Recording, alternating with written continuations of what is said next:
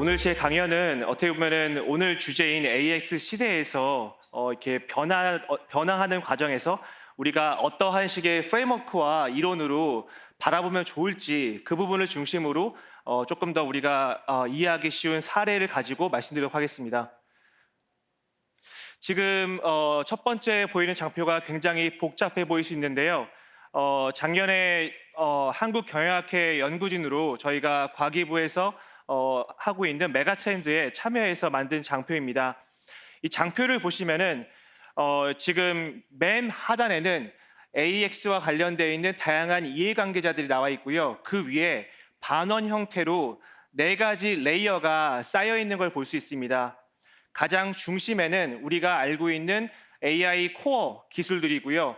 그 다음번 레이어는 그러한 식의 AI 코어 기술을 바탕으로 한 우리가 좀 더 익숙한 형태의 응용 기술들입니다. 자, 그러면은 산업 관점에서 우리는 무엇을 봐야 될까요? 세 번째 레이어가 아무래도 산업 관계자분들이 걱정하고 있고 관심 갖고 있는 그런 분야입니다. 세 번째 레이어는 우리가 익숙한 형태의 밸류 체인입니다. 예를 들어서 이 지금 제조 공정 쪽인데요. 첫 번째로 보시면은 자재 소유량을 이렇게 계획을 하고 그다음에 생산 관리, 그다음에 이어져서 공정 풀링 관리, 그다음 마지막으로는 창고 재고 관리처럼 우리가 일반적인 기업들이 직면하고 있는 비즈니스 도메인입니다. 자, 그러면은 이 비즈니스 도메인에서 AI를 이용해서 가치를 창출하려면은 무엇을 해야 될까요? 아무래도 AI 코어 기술보다는 두 번째 레이어에 있는 응용 기술들을 발견해서 네 번째 레이어, 즉 도메인 기반으로 AX를 적용하여서 가치를 창출하는 게 바로 네 번째 레이어입니다. 여기에서 큰 특징은 뭐냐면은 자연스럽게 이러한 식의 가치 창출 행위는 다른 산업과 연계되어서 또 다른 생태계를 만드는 점에 있습니다. 예를 들어서 우리가 컴퓨터 비전 기술에 관심을 가지고 있고 공정관리에서 불량품을 발견하기 위해서 이미지 분류라는 두 번째 레이어 응용 기술을 이용할 경우에는 실제로 네 번째 기능에서 불량품 제조의 가능성을 줄여주겠죠. 근데 그 과정에서 우리가 필요한 다양한 장치들이 있습니다. 그 부분이 비전 검사 생태계라는 새로운 생태계를 만들게 됩니다. 제가 아무래도 학교에서 왔다 보니까 최근에 이제 저희 쪽 학자들이 하는 연구들을 좀 같이 소개해드리면서 B2C, 그다음에 B2B2C, 그다음에 C2C 관점에서 이러한 것들이 어떻게 생성형 AI 도움받아서 해결되고 있는지를 좀 더 소개해드릴게요. 아마도 우리가 익숙한 형태의 B2C는 이렇게 인스타그램일 겁니다. 예를 들어서 우리가 좌측과 우측 이미지가 있어요. 브랜드를 관리하고 있는 사람 입장에서는 명품백을 저렇게 덜렁 왼쪽처럼 두는 경우가 있을 거고, 아니면은 굉장히 유명한 모델이 착용하고 있는 맥락을 제공하면서 인스타그램 포스팅을 할 수 있는데요. 이 경우에 저희는 이제 그 안에 담겨 있는 다양한 데이터 컴포넌트를 활용해서 어떤 식으로 이렇게 사진을 올리는 게 조금 더 효율적이고 사람들의 뷰를 더 끌어올 수 있을지를 정할 수 있게 됩니다. 이 이미지는 이제 정적인 이미지고요. 마찬가지로 정적인 텍스트입니다. 자, 그러면 B2B2C 케이스 한번 가볼까요? 지금 이거는 앞서 정적인 이미지 텍스트와 다르게 동적인 이미지, 즉 동영상입니다. 이와 함께 지금 요 쇼핑 호스트가 얘기하고 있는 음성 데이터나 제스처 같은 것도 동시에 반영이 됩니다. 앞서 정적 이미지와 달리 생성형 AI는 이렇게 다양한 그 멀티모달 데이터들을 실시간으로 해석해서 예를 들어서 이 쇼핑 호스트가 이 순간에 세일즈를 올리기 위해서 어떤 제스처와 어떤 목소리 톤과 어떠한 멘트를 날려야지 세일즈를 올릴 것인지를 최적화 결정할 수 있게끔 도와줄 수 있습니다. 자, 그러면은 C2C로 가볼까요? C2C 같은 경우에는 앞서 나왔던 쇼핑 호스트가 사람이라면 이제는 그 사람마저도 가상으로 만들어서 운용할 수 있습니다. 이쪽에 앞서 말씀드렸던 인스타그램 이미지와 비슷하게 여기 보시면은 왼쪽은 진짜 사람 인플루언서고 오른쪽은 유명한 가상 인플루언서입니다.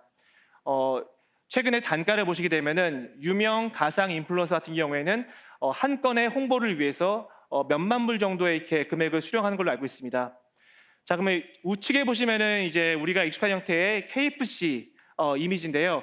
이 사람 역시 이제 우리가 알고 있는 후덕한 이제 이렇게 노인 모습이 아니라 식스팩 갖고 있는 이제 건장한 이제 중년 남성인데요. 이 남성 역시 이제 가상 인플루언서입니다. 그러다 보니까 우리가 사람이 아니어도 가상으로 인플루언서를 만들어서 우리가 흔히 고민하고 있는 다양한 고민들, 뭐 예를 들어서 도덕적인 문제들, 뭐 스캔들이라든지 음주운전이라든지 혹은 이 사람들은 기본적으로 늙지 않습니다. 그렇기 때문에 다양한 문제들을 해결하면서 기업들이 조금 더 효율적으로 운용을 할 수 있게끔 도와주는 게 대표적인 케이스입니다. 자, 그러면은 이러한 식의 AX 변화에서 우리는 어떠한 렌즈를 가지고 바라볼 것인가? 의외로 우리가 알고 있는 이론에서 변화를 볼 수 있는 렌즈를 찾을 수 있는데요. 크리스텐슨 교수가 굉장히 예전에 얘기했던 혁신인데요. 두 가지인데 하나는 서스테인 이노베이션이고 다른 하나는 디스럽티브 이노베이션, 즉 와해적 혁신입니다. 우리가 알고 있는 삼성과 애플 경쟁은 서스테인 이노베이션인 반면에 디스럽티브 이노베이션은 의외로 이렇게 복잡한 기능이 필요하지 않는 어떤 고객층들을 타겟해가지고 저기능으로 혁신을 추구하는 겁니다. 자, 그러면은 이러한 식의 와해적 혁신이 왜 AX 시대에서 재조명받고 있냐? 왜냐하면 우리가 과거에 시장으로 생각하지 않았던 맥락들이 굉장히 많이 발생하고 있습니다. 그 부분이 바로 뉴 마켓이고요. 이 안에서 우리가 기존에 고객이라고 생각하지 않았던 사람들도 역시나 고객으로 되고 있습니다.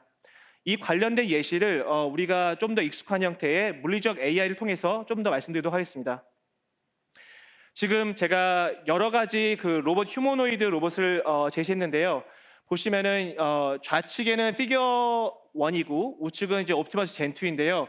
아마도 우리는 테슬라의 옵티머스 젠 2에 조금 더 익숙할 겁니다. 다만 옵티머스 젠 2 같은 경우에는 지금은 다르지만 당시에는 어떻게 보면 기능적으로 조금 더 유연하고 가볍고 빠른 그런 식의 로봇을 만드는 데 특화되어 있습니다.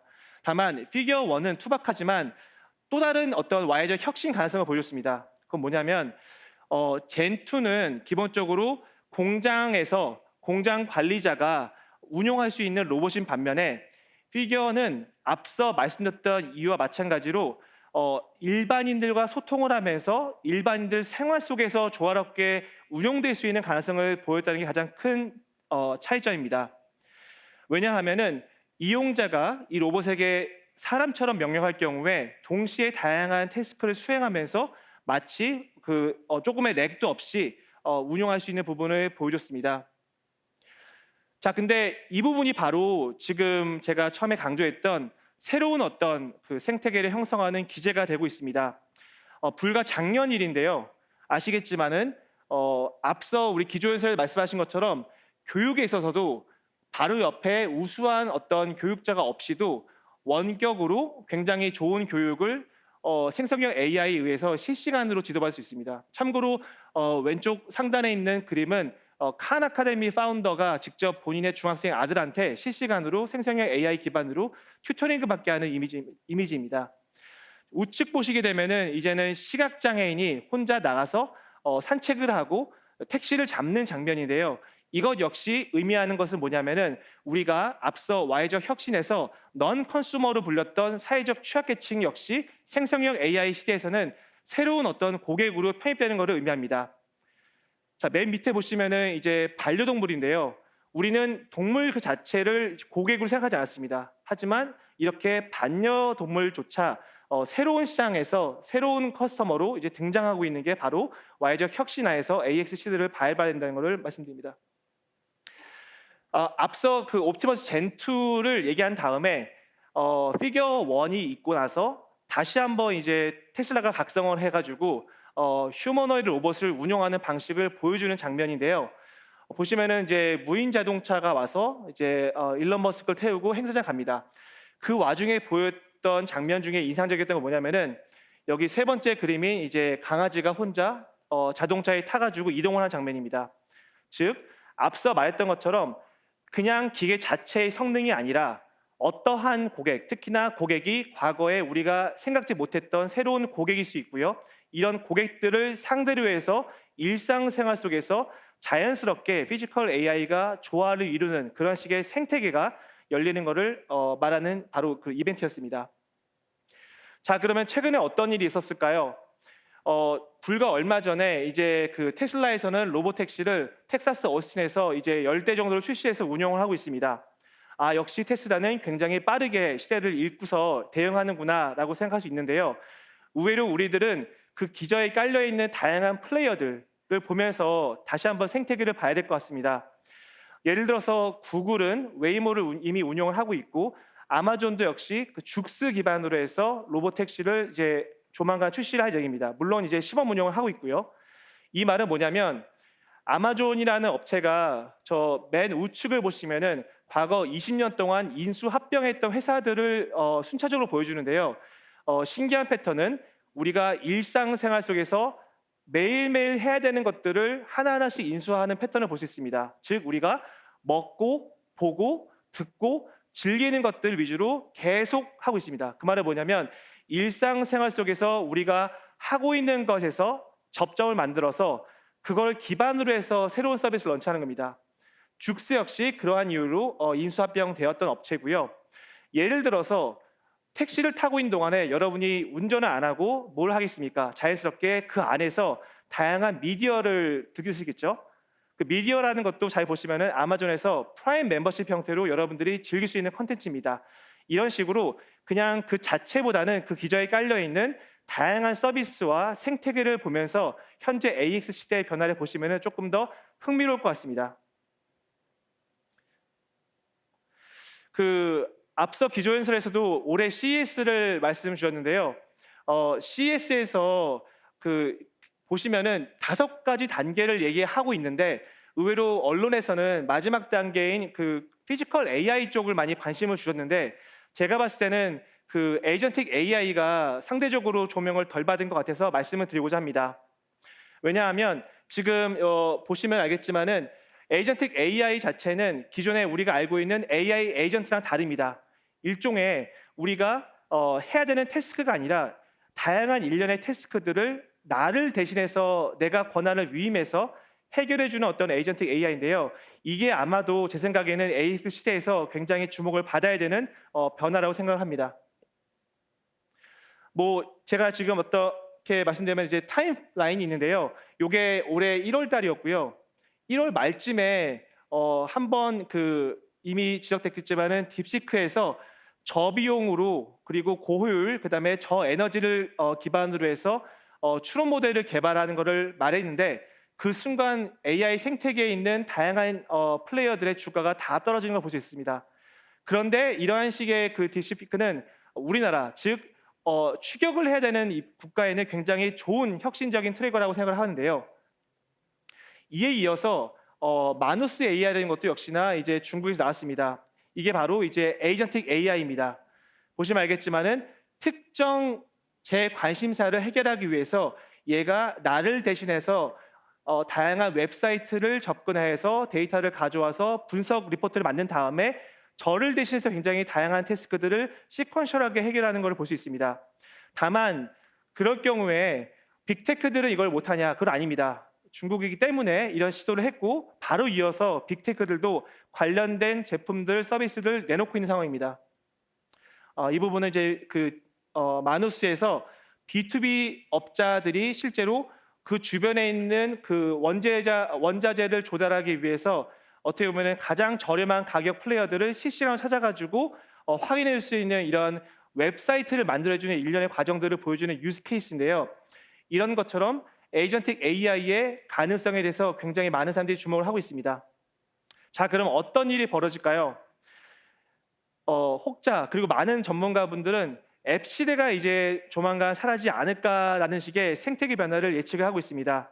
왜냐하면 저희가 어떤 지역을 여행한다고 할 경우에 일련의 시퀀셜한 태스크들이 존재합니다. 즉 항공권을 예약을 하고 그 다음에 호텔 숙박을 예약하고 식당을 예약하고 이런 식으로 일련의 시퀀셜한 태스크들이 있는데 얘를 나를 대신해서 에이전틱 AI가 부킹을 해주는 그런 시대가 오는 겁니다.